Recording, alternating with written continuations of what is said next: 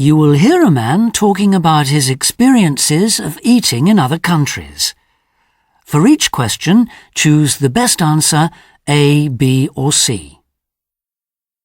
This afternoon we have in the studio John Reginald, who after many years of serving as a diplomat on behalf of the British government in a large number of countries, has decided to retire and devote himself to full-time writing. His first book, which has just been published, is autobiographical and has the title A Strong Stomach. Why this title?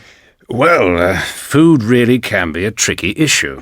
Obviously, as a diplomat, you attend many official dinners, and you have to learn to negotiate your way through the minefield of rules of etiquette which must be adhered to. As I am sure you know, every country's culture is different, and what is acceptable in one country or culture can be quite inappropriate in another. But the main thing I discovered very early on in the job is that basically you really have to be prepared to eat whatever is set in front of you, and eat it with enthusiasm too. Believe me, that does sometimes necessitate having a strong stomach, hence the title. Can you give us some examples? One that springs to mind, and which I've written about in the book, happened at my first official dinner when I was in my first post in the Middle East. The main dish was a sheep's head, and unfortunately, as the guest of honour, I was presented with the eyeball, which is regarded over there as a delicacy. Oh dear. Did you manage to eat it? I didn't really have much choice. If I hadn't eaten it, I would have offended my hosts. As simple as that. I don't think I could have coped with that, even if a diplomatic incident had happened as a result. So, was that the worst thing you've ever been served? It was pretty disgusting, yes. And among the worst, certainly. But there have been many others, I do assure you, that can go into that category. Ooh. Bat. I had dried bat once when I was in the Pacific Islands. That wasn't very nice either. A bit dry. Needed some gravy. And a bit leathery. It wasn't so much the taste, which was bad enough, but the fact that it was almost impossible to swallow. I seemed to be chewing on it for hours. Oh. But I think top of the list is probably snake blood, which was served to me at a meal in Thailand. It can be served as a cocktail or just on its own. It might not have been so bad as a cocktail, mixed with something else to disguise the taste.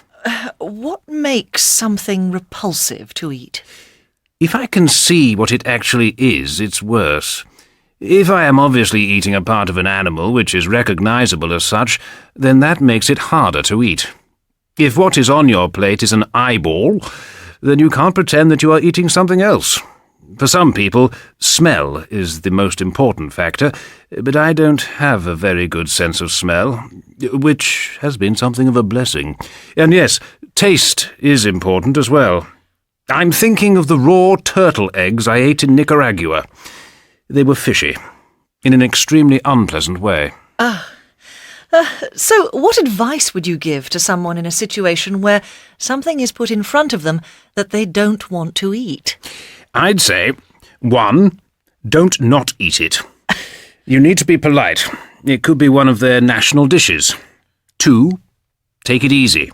Eat too fast and you might find that you get some more. And 3, pretend you're eating something you like. The book is doing very well, I believe. I understand it's come in at number 20 on the bestsellers list. You must be very pleased. I'm absolutely delighted. I have to say that I found it very amusing. From the title, I thought it was going to be some sort of medical textbook, so I was pleasantly surprised. Is there another book in the pipeline? Yes, but the next one will be totally different. My editor wanted me to do a follow-up to this one, again based on my experiences, things that went wrong and almost led to diplomatic incidents. And I had thought about doing a sort of guidebook for businessmen who travel abroad, etiquette in different countries, and there's a definite market for that, especially with the growth of China.